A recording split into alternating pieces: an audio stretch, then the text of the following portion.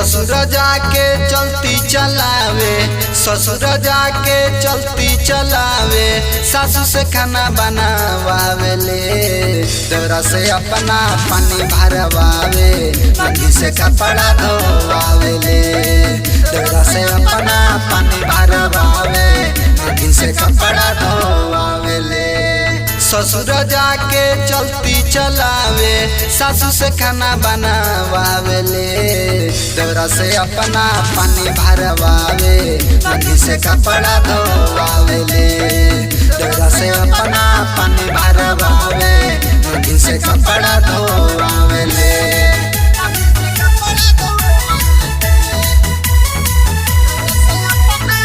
Music by Rohit Dixit। ससुर भसुरी के कोहरे नादर, देखो न भारतिया दुआरी के चादर। ससुर भसुरी के कोहरे नादर, देखो न भारतिया दुआरी के चादर। ससुर जाके मचौलस तबाही, ससुर जाके मचौलस तबाही, कैले बिया बदनाम हो, देवरा से अपना पानी भरवावे, नदी से कपड़ा धोवावेले, देवरा से अपना पानी भरवावे, नदी से कपड़ा धोवावेले।